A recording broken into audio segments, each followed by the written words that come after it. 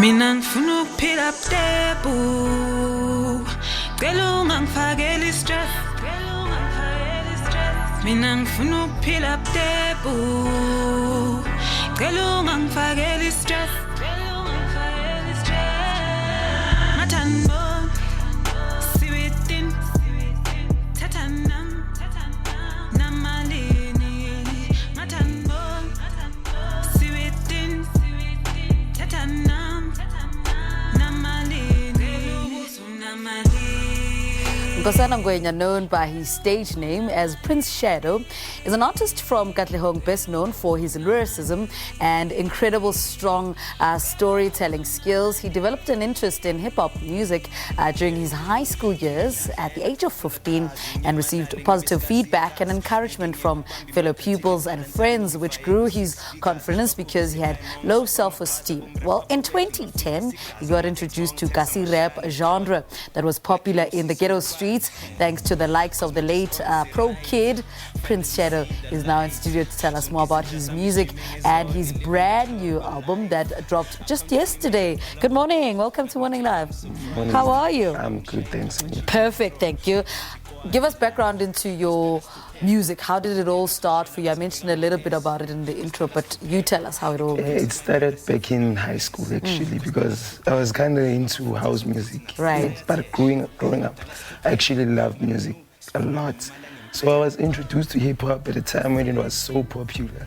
And then, you know, it was like taking chances, and turns out I was really, really good at it. You know? But who gave you the assurance that actually you're very good? The people, the close friends, and then you start exploring, seeing more people telling you that, no, you got this, and then I believed everyone was telling me that I was good. So how would you describe the journey so far? It's actually good, but it's difficult at the same time because there's challenges in the way. You meet a lot of challenges. It's not easy. What are those challenges?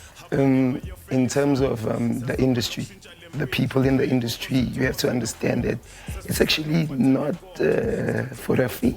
Weak hearts. If you have a weak heart, you're not going to survive. So you need to be strong. Yeah, you really need to be strong in terms of everything. Let's talk about this. This is your new single, is it? Yeah, it's not really new. It dropped last year. Right. Yes, but it's in the album. Yes. I see Big Zulu there. Tell us a little bit about how that came about, how this relationship came about. We met at a gig. We were in pupils. There was an event in my hood. So we met there, and actually Big Zulu was popping, but before he actually released Malini. So I got lucky in a way that I got him in the song before that, and then it happened that we worked on this single, shot a video, yeah. How was that experience? It was wow. Yeah, wow, I can imagine. It was the first experience. This was like the second video that played nationally on TV, so it was a great experience because it got me a little bit of fame, you know. So yeah. And what did that teach you about your craft and your music and why you actually wake up every morning to do it? It taught me to be very humble. Like, be very humble, never change. It doesn't matter who you work with, what's happening in your life, just never change. Be yourself, and also know that the music is the music and I'm myself. So it taught me a lot, man, because I didn't come, you know, being ego and, you know, but yeah, it taught me a lot of things. I want to talk about the album that you released yesterday. Yes. Tell us a little bit about that. Wow, creating this album was a great experience because it took me like 8 months to actually create it. I needed a couple of artists who didn't make it, but the album is based on my story, everything that's happening in my life, from the things that I grew up on, from the things that are happening where I grew up on, the people around me, my family. And it's actually a good album for someone who's going to relate to what I'm saying, you know. And there's actually good songs there. But yeah. And I imagine also putting this album together comes with its own challenges, came with its own lessons as well. You needed to be sure that, you know, every song is perfect. This song is going to be suitable for this crowd. So it wasn't just a bunch of songs, you know. We had to really sit down for this one. Yeah. And at what point did you say, okay, it's fine, I need to let it go, let me just release it now? Because I imagine a lot of artists say that you know, they struggle with that. They put the album together.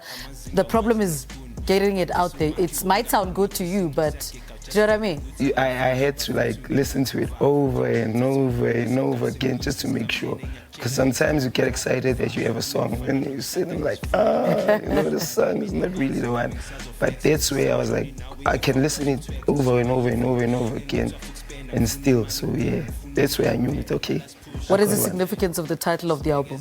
It's VOTY, Voice of the Youth, because I'm speaking on behalf of the youth. The things that are happening, most of the artists don't speak about, it's always trying to sugarcoat things. So I'm speaking on behalf of the things that are happening, suicidal, the groove, the poverty, everything, actually. That's why I decided to title it Voice of the Youth. Yeah. Yes. What is this that we hear that you struggle with lyrics? Your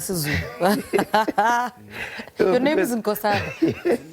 No, it's because I was doing Afrikaans at school, so writing Zulu was a problem. I've never write Upali Zulu before, so I used to write lyrics in Zulu, but knowing Guti, I'm going to understand these lyrics. I'm the only one who's going to understand what I wrote here. If you're going to read it, you're not. Until it got a bit better, growing up, you teach yourself. But it was like that because I never did Zulu at school.